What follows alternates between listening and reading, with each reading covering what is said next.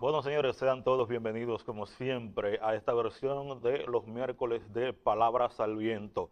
Hoy vamos a hablar de uno de los más grandes, de los más excelsos poetas de España de todos los tiempos, Federico del Sagrado Corazón de Jesús García y Lorca, nacido en 1898 en Granada, específicamente en Fuente Vaqueros.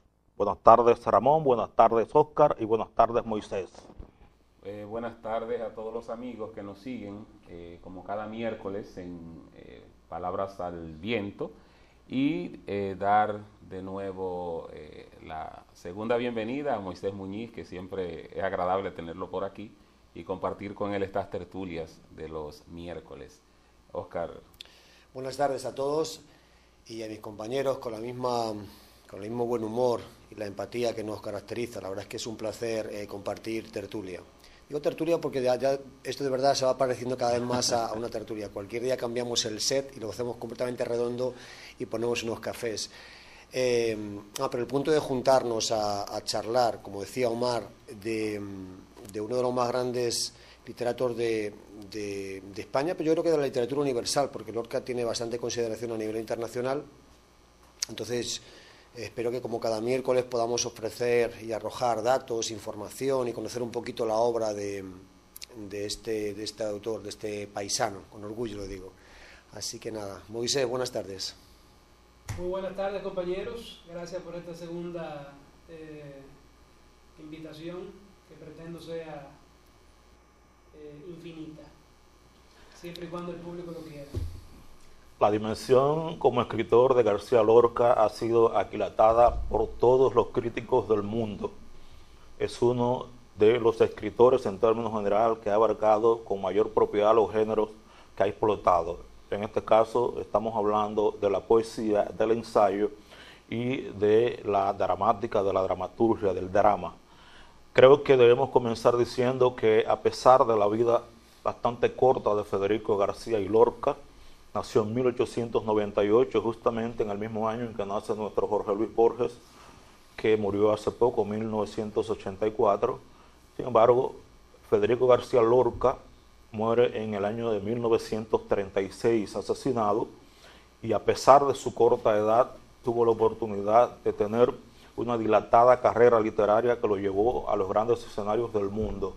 Llegó a Nueva York, llegó a Cuba, llegó a varias partes del mundo, y fue en su tiempo quizás el dramaturgo en castellano más respetado en el mundo. Quizás sea interesante también hacer una introducción del García Lorca, de lo que fue la niñez y qué influyó en esa escritura de García Lorca. Es bueno recordar que García Lorca, la madre de Lorca, era maestra, que el padre tenía propiedades, terreno, que cultivaba remolacha y cultivaba tabaco, que a la edad de 11 años la familia se traslada de Fuente Vaqueros, se va a vivir a Almería. Almería, ok, se va a vivir allá, y que el cambio de vida influyó muchísimo en el futuro escritor que sería García Lorca. Algo que también uno encuentra en la biografía de Lorca es que él primeramente se interesó no por la literatura, sino por la música, porque él aprendió música, él se pasaba los días con su madre aprendiendo letras y aprendiendo música, y él llevaba la música por dentro, o sea, estaba enamorado de la música. No solamente esa faceta, hubo más manifestaciones artísticas. Llegó a exponer en Barcelona algo de pintura, es decir, que tenía un ramalazo artístico general. Y luego además eso, lo que tú dices es verdad, la madre estuvo aportándole esa base cultural, pero que después enseguida Fernando de los Ríos, que luego sería ministro de Cultura en la República en el 31, que luego veremos que ya por eso también él da pasos de gigante con el teatro, pero también lo ha estado apadrinando, ha estado cuidando un poco de su formación. Por eso se permite estudiar, se permite ir a la residencia de estudiantes de Madrid, estudiar Derecho. Aquí nunca ejerció el Derecho, porque la verdad es que no era lo suyo, era la literatura. y luego introducirse de lleno Pero este Fernando de los Ríos fue también decisivo, además de su madre, para su formación. Pero él ya en la residencia ya había publicado algunas cosas, ya se juntó con todos los poetas, con todos los artistas. Es decir, la vena le venía, o sea, él era artista porque era artista y tenía que serlo de una forma o de otra. Pero además se le veía en muchos de sus poemas que son cantos también.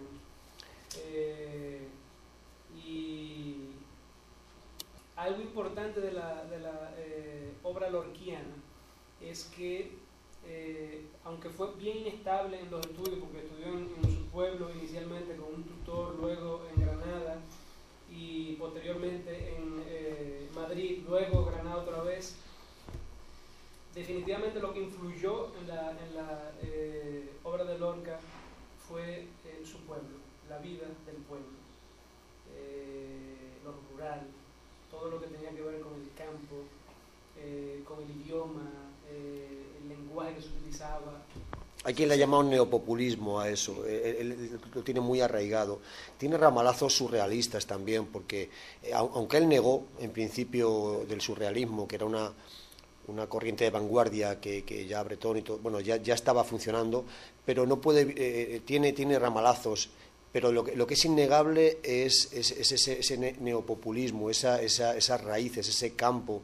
Fíjense que los símbolos más importantes de la obra de Lorca serían los puñales, la sangre, la luna. La luna, muy importante, la luna. Casi todo refleja la muerte porque es muy trágico. Esa es la parte de Lorca que es grande, pero a mí personalmente no me gusta mucho. La tristeza de la tarde también. Es sí, una poesía en ese aspecto un tanto decadente. Sí, entonces todo eso que casi todas confluyen en lo mismo, en la muerte. La tragedia está arraigada, pero muy ligada al pueblo. Entonces, todo lo que son costumbres populares. Fíjense que al cante jondo le ha trabajado bastante. El tema gitano también, pero el tema gitano es una parte, digamos, pero es pueblo al fin y al cabo, y la controversia con la Guardia Civil, que ya hablaremos después de esa lucha o esa pugna ancestral entre gitanos y guardias civiles, que ya no lo es tanto, pero bueno, que lo capta Lorca como parte de la vida cotidiana del pueblo. Entonces, lo que es el neopopulismo y lo que es el paisaje forma parte intrínseca de su obra.